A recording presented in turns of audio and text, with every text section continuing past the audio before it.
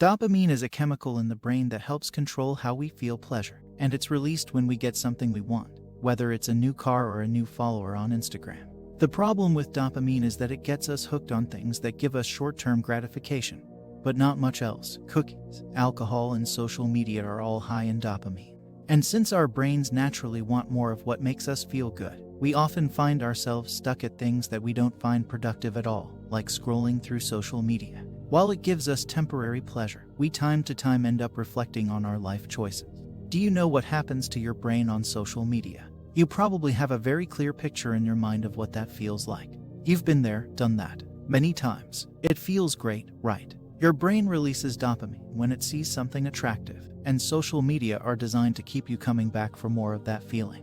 In the same way slot machines are designed to keep you playing until you run out of coins or pull the lever one too many times, social media apps are designed to keep you scrolling until you run out of time or energy. And if those aren't enough reasons for you not to spend hours on social media each week, let me give one more. Research shows that spending too much time on social media can cause negative effects on your mental health over time, from depression and anxiety up through suicide.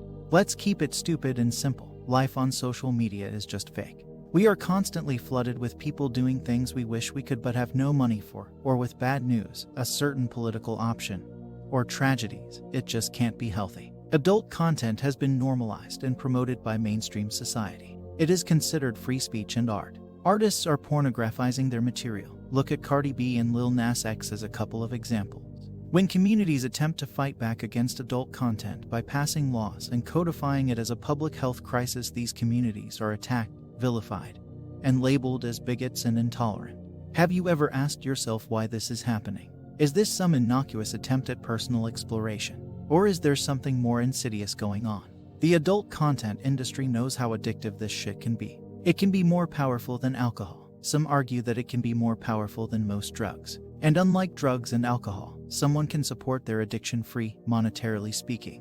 Plus, the fact that adult content addiction is brushed off as some kind of pseudoscience by reputable academics, scientists, and psychologists is wrong and a lie. Easily accessible, widely available adult content has only been around for about 15 years. Smartphones changed the landscape regarding adult content consumption. It has never been easier. People are getting addicted at a younger and younger ages. It's no surprise to me to see an increase in the cases of people going to prison for more extreme cases of sexual perversion. In most of these cases, when police or the FBI raids their computers and phones, they find large caches of adult content. So to say that adult content is not a contributing factor is total naivete, stupidity, or evilness. Now we have people and institutions trying to legitimize pedophiles by categorizing them as minor attracted persons, as if they were born with some biological code that legitimizes their sexual leanings. Like we should feel sorry and have some kind of empathy for these people. It's bullshit, and it's dangerous. The government and media companies aggressively go after music and video pirating. Yet there are dozens upon dozens of sites that publish pirated content, and there is no legal repercussion for the sites hosting those videos or the people downloading them. Not only is the adult content industry insidious, but also the people and institutions that support its dissemination. Don't participate in this. It's all designed to mess your life up and strip away your will and control over yourself. Dopamine is always in your system, and the amount of it determines your baseline happiness and motivation.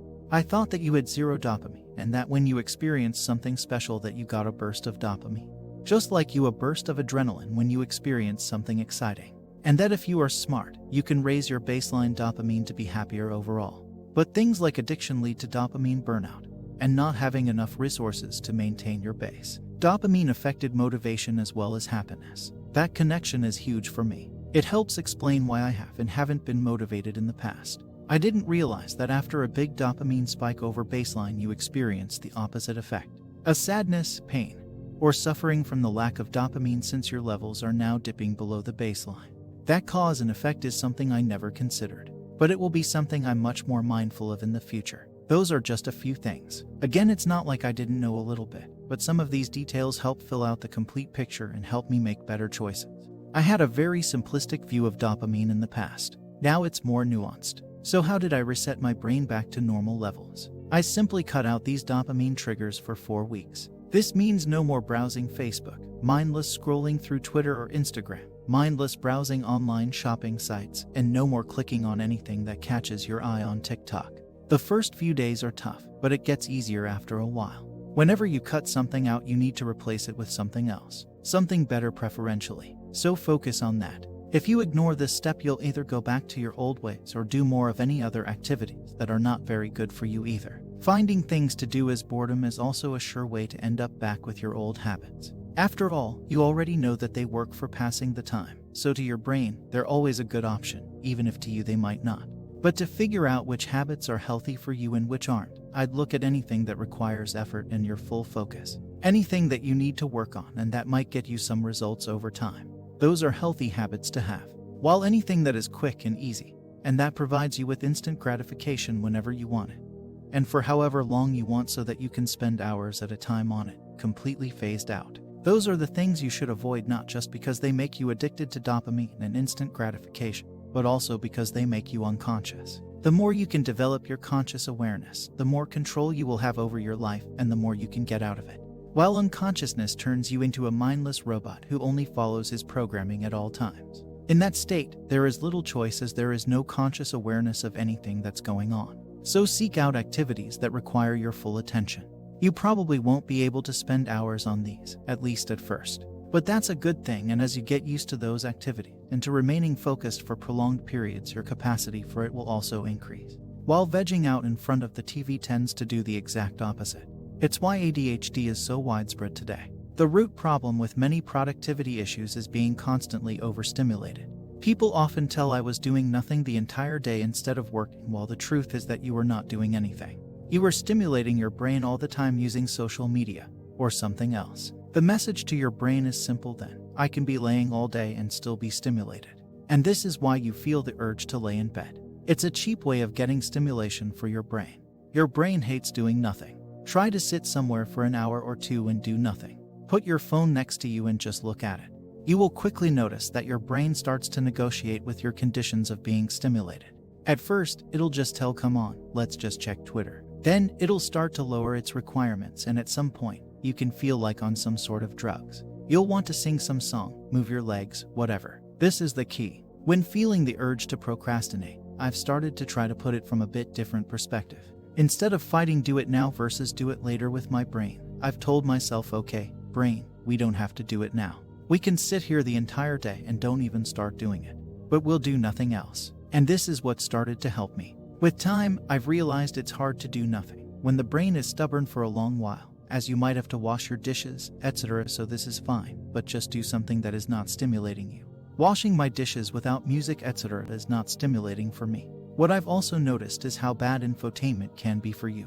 You lay in bed and check some nice websites. You're learning a lot about maths, space, and productivity from YouTube, etc. You might think it's way better than social media. But in reality, it's the same problem. You're providing yourself with an easy way to be stimulated without doing what you should be doing. Once I felt like my willpower has been restored by avoiding these kinds of activity, I started introducing them back into my life again in moderation and seeing how they affected me now that they aren't so overstimulating. I feel that instead of hours spent on Instagram, I only need 15 minutes to feel satisfied. You can do the same. And that's exactly the moment when you should put hard limits on yourself. The target is to gain from your online activities, not to drop them altogether. The problem arises if you get into the dopamine addiction phase, when Reddit is no longer a positive, but rather a distraction. When you start spending more and more time on it, it's time for a change, for a dopamine detox.